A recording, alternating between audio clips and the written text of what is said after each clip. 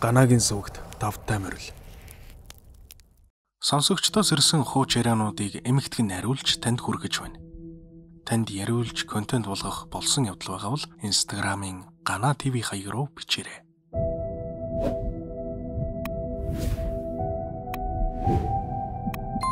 Энэ явдал одоогоос 4-5 жилийн өмнө болсон юм.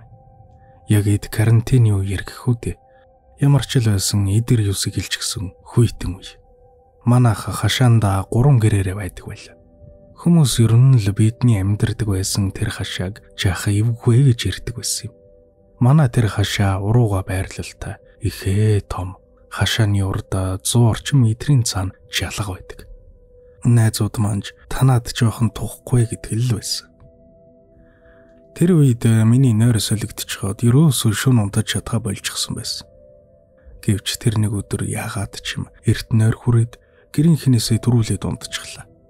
Миний ороо гэрээ хойморт байрладаг. Харин аав ээж маань доор ур засаад унтдаг байсан юм. Би яг шүн дунд сэрчглээ. Гэрэл асаалттай. Манай хаяада гэрлийн асаалттай унтдаг болохоор гайхаагүй. Цаг руу артал яг шөнийн 3 цаг болж байдаг юм байна. Нойр минь бүр сэргэж гисэн дээш тоон руугаа хараад хэвтэж байлаа. Цас орж байгаа бололтой тоонон дээр цас унаад л. Гэтэл төд удалгүй миний орны харалтаа гэрийн ханны цаана цас ширж гинэж дуурайд юм алхаад ирэх шиг болсон. Тоосонжгүй. Манай хашаанда 3 гэрээр байдаг байсан гэж хэлсэн да. Тийм болохоор нэг юм л гарч журлаа орох гэж байгаа юм байлгүй л гэж утсан. Гэтэл нөгөөх цас дуурган алхах чимээч яг манай гэрийг тойроод алхаад эхэлдэг bay шүү. Холдож ойртоод л эвгүй санагдаад эхэллээ. Тэгснэ намайг сэрүүн байгаа гэдгийг тэр зүйл мэдсэн юм шиг миний толгойн талын хан руу цөхөд авах шиг болсноо маш хурдан хөлөөч ирээд алхаад эхэлсэн. Дараа нь манай гэрийн хаалга руу очсноо яг 3 удаа уг зарч үзчихэд дахиад л гэр тойроод баг гүйгээд эхэлдэг юм да. Би айсандаа хүнжлөрөө толгойгоо нөмөрчхөөд хэвтэж байснаа унтаад өгч. Өглөөс ирэхэд нар гарчсан цаг 8 өнгөрч байв. Аав ээж хоёр сэрэг унтчихлоо. Урд шөнийн явдлаас суулж айдас жаахан төрсөнж журлаа ормоор санагдаад гадаа гарлаа. Тэгтэл шөнө гэр тойрж алгаад байсан юмны нэг ч мөр байгаагүй. Ядаж дээр нь цас нэмж орсон байлаа гэхэд алгасан мөрөн жоохон онхоогод үлдэх ёстой баймаар штэ. Юу ч байхгүй. Цэвэрхэн шив шинхэн цас. Энэ явдлын дараах нь намайг гэртээ ганцаараа байхад нэг юм болсон. Тэр үед аав 2 эгчийг аваад ирээд явчихсан. Ээж харин хөдөө өвөө эмээгийн дочсон байсан. Тэгээд би гэдэг хүн чинь ганцаараа гэртээ байгаа юм хойно яхав. Зургтаа асааж хаад утсаа ухаал хэвтэж байлаа. Оройн 9 цагийн үед тог тасарчдаг юм байна. Гэхдээ нэг тог шүү юм хийзээ ирэх юм бол доо ухааны юм бодоод хэвтэж байтал би эгч лаа бариад ороод ирлээ. Тог тасарчлаа мэдэгдэл ирээгүй дээ гэсэн шүү юмрээд манад ороод ир гэж байна. Би ганцаараа баймаар байсан болохоор яах юм бэ хэлгэлээ. Эгч чи ганцаараа зүгээр үгэхээр нь би аав удахгүй ирэх байлгүй дээ гэд нөгөө барьж орж ирсэн лаг нь аваад үлдсэн. Тог тасраад 30-40 минут боллоо. Ирдэггүй шүү. Тог ирэхийг хүлээгээд утсаа ухаад байж байлаа. Гэтэл гадаа нялх хүүхэд часгээд өөлээд эхэлдэг юм да. Манай ах бэрэгч хоёр тухайн үед хүүхэдгүй харин нөгөө гэрийн хүмүүс хөдөө явчихсан байсан. Нэг ёсондоо тэр хашаанд ах бэрэгч бид хорвол байсан. Хичийг дагаад гэрт нь ордог байж дээ гэж харамсаад эхэлж байгаа юм чи.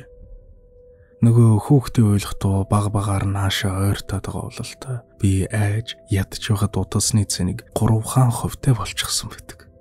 Юу тааж хаалгаад өгчээд лагаасаа яа гэж бодоод чүдэнд зураад асаатал нэг хөдөлгөө нөгөө хүүхэд ойлгохоо болчихдаг юм байна.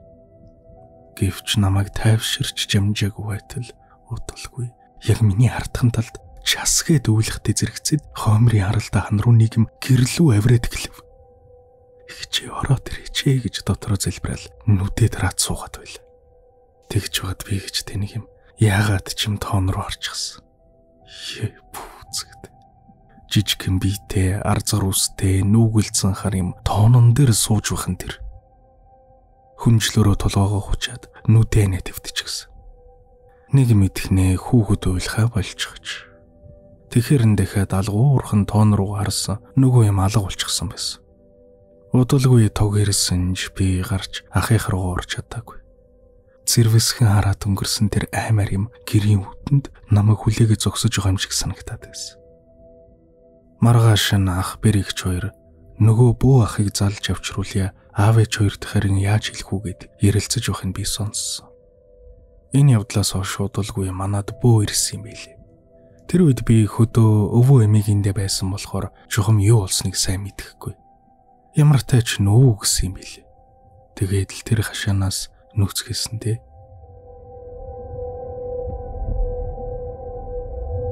Илүү болон сонирхолтой хууч яриа болон бусад контентуудыг үзхийг хүсвэл Ганагийн сүгийг subscribe хийж хажууд нь байгаа хонхыг дарж идэвхжүүлснээр бичлэг орох бүрд танд цаг алдалгүй notification-ээр мэдэгдэл очих болно. Баярлалаа.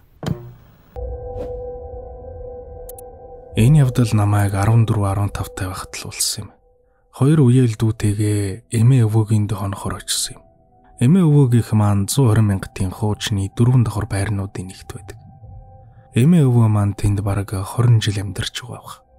Би багасаа л тэнд тоглож өссөн дөө. Ер нь би ч гэлтгүй манай ах ихч нарч тоглож өссөн газар. Хоёр үеэл дүүтэйгээ ондог тэр өдөр онцсон юмгүй байцгаасаар орой унтах цаг боллоо. Би дөрөвч хэн орой унтахаа үзье гэж хэвдэцгээсэн. Эхлээд хамгийн жоохон үеэл унтчихдаг юм байна. Тэгээд том үеэл бит хоёр утас утсаа ухаж угаад миний утас цэнэггүй болоод унтарчихсан. Цэнэглэгч хол байсан болохоор залхуураад би босоог. Тэгээд дүүгийнхаа утсаар тоглоод байж байтал нэг мэтгэд дүү унтчихсан байна. Би ч унтъя даа гэсэн боловч нойр хүрдэггүй. Цаг шөнийн 3 цаг 40 минут хэвцаа болж байсан баг. Тэгээд хэсэг дүүгийнхаа утсаар тоглож угаад дүүгээс ирээгээд би ялсан шүү унтлаа гэж хэлэх гэцгсэрсэн сэрдгүү. Хит сэгсэрсэн ч сэрдгүй. Тэгээ болохгүй болохоор нүрийн өөрлөг харуултал амьдралдаа тийм царай харж үзээгүй. Би тэр чигээрээ гацчихсан. Нүд нь бөөрөнхий, ховхаа цагаан, хоорондоо холцаатай жижиг хоёр нүдтэй. Хамаргүй, том уралт. Харсан зүйлдээ итгэх хэцүү, итгэхгүй байх хэцүү. Хөнжлөө толгой дээгүүрээ дагуулаад хэвтлээ. Тэгээд нэг юм итгэхэд унтчихсан байсан. Маргааш өглөө сэрэхэд бүгд сэрч гисэн ойр зуурын зүйлсээрэн сууж байл. Би орон дээрээ бос сууж байгаад буцаад тэр чигтээ шууд унчихсан. Эмээ намайг тэгж унсны дараа гүйж ирээд босгоод буудан руу тавиад хүнжлэр очсон. Эмээ яач вэ миний өхөн гэж асуугал би хариулж чадахгүй байсан. Удалгүй аав ээж сандарсан маягтай орж ирсэн. Ээжийн хоолой зинграад л надтай яриад байсан. Дараа нь сонсох нь намайг харавчлаа гэж бодсон гэсэн. Эмээ өвөөгийн маань манай гэр бүлийн томоо зураг байдаг.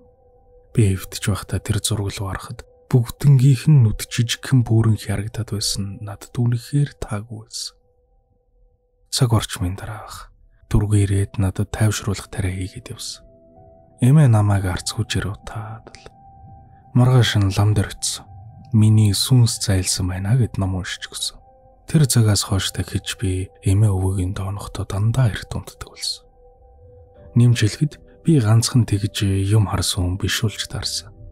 Ах ихч нар маань эмээ өвөөгийн дөссөн гэсэндэ манай ах биелгийн нүдэн нэг зүгт байсан гэсэн. Тэгээд бараг байнга шахуу юм сараад бүр тэрнтэйгээ яриад байдаг байсан гэсэн. Ээж цонхны гадаа өндөр хар юм зогсчод намайг дуудаад байна гэж хэлж ээжийг айлгаж байсуудаад. Гэхдээ та нар боддоо 3 давхарт цонхны цаана хүн байна гэж байх вэ? Тэгээд аав ээж хоёр ахыг нэг чадалтай бөөд үзүүлээд биелгийн нүдийг хаалгах зан үйл хийлгэсэн гэсэн. Тэр засал нь хөвгүү болсон юм билээ. Ахын ард олон архины шил өрж тавиад засал эхлээд дундаа орж явах явцад зузаан шилнүүд ээлж дарааллаараа бөөнд тас гэд хагарчихсан л гэдэг юм. Манай ах тэр биелгийн нүдийг хаалгаснаас хойш шашин шүтлэгд итгэхэ болсон. Харин эмээ өвөөгийн гэрийн хувьд үгийн юмтай болж таарсан. Жил орчмын өмнө бөөд үзүүлсэн гинлээ. Тэгээд их л том засал хийлгэсэн юм байна. Томчууд ч тэр талаар надад юм хэлээгүй л дээ. Гэхдээ юмтай гэдгийг бүгд дээрээ л мэддэг байсан. Гэрд хаяа халбаг сэрээ тажигнадаг, Хан мааж байгаа юм шиг чимээ сонсогддог. Бас ганцаараа байхаар нэг л жихүүцэн байдаг болохоор эмээ гэртээ ганцаараа үлдэх дурггүй байдаг. Хөдөө суманд төрж өссөн. Одоо ч гэсэн манай ихэнх хамаатнууд тэндээ байдаг. Намайг 9 сарвтай байхад ийм нэг явдал тохиолдож байлаа. Би орой болгон хоол идчихэд хажуугүй хашаанд байдаг хамаатных руу ордог байсан юм. Тэднийх 2 хүүхэдтэй. Би хүүхдүүдийг хайртай болохоор орж хүүхдийг харж өгч тусалдаг байлаа л да. Тэр нэг орой би тэдний тонох оруулсан юмдаг.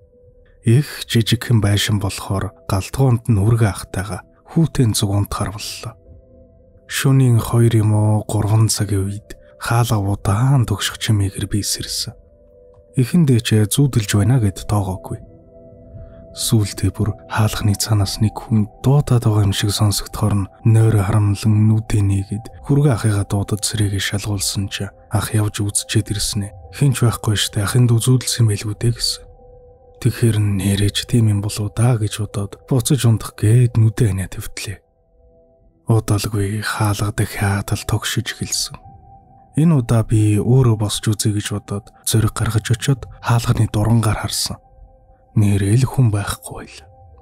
Тэгээд яхаа гайхаад л өнгөрсөн дөө. Үүний дараа 3-4 хоног зүгээр л байсан. Тэр явдлыг ч бүр мартчихж. Тэгтэл миний бие өвдөд зууны уйлрал байсан ч хатгаад усч эмнэлэг төртл лифтэд авлаа. Бүр сар гаруй зомби шиг юм явсан. Би цаваас сэргэлэн хөдөлгөөн төвхөд байсан. Өвөл гадаа хүүтэн байхад хүртэл заримгдээд мөстэй ундаа уугаад гүйж явдаг.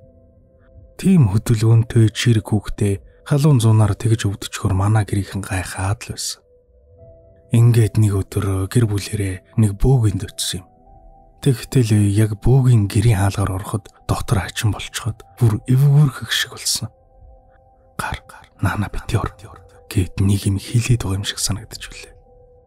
Тийм болохоор би тэр айлд орлгүй гадаа нь ганцаараа үлдээд байж утл эмээ маань альвээ ороод иргээд дуудаад яваад орлоо. Хоймор цуусан бүү ахын улаач намайг өвөө чамаас юм асууя гэж гээд дуудаад би тэр бүүгийн урд суусан. Надаас их олон юм асуусан. Тэр дундаас нэг асуултыг нь л сайн сандаг. Чи тэрнийг харсан уу гэж. Тэгэхээр нь би үгүй гэд үнэн хэлсэн. Тэгээд тэр бүү амандаа арх болгож угаад хідэн удаа нүүрлүү төргээд нурууг маань ташуураараа илээд буцаад суулгасан. Онготор нь явсны дараа бүү ах надаа миний дүү буруу газар хонсон юм шиг байна да.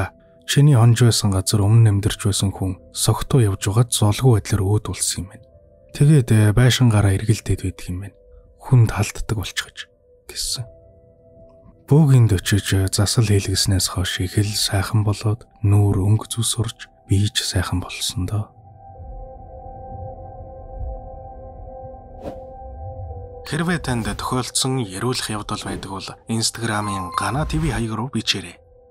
Сонсогч таны явуулж буй болсон явдлуудыг хүний нэр, газрын нэр, цаг хугацааг нь өөрчилж найруулан оруулж байна. Мөн та өөрийн түүхээ гэрэлээр алтамадаггүй бичээд явуулвал бүр сайн байхсан. Миний оруулж буй бичлэгүүдийг цаг алдалгүй, алгасалгүй үзхийг хүсвэл subscribe дарж, хажууд байгаа хонхыг дарж идэвхжүүлээрэй.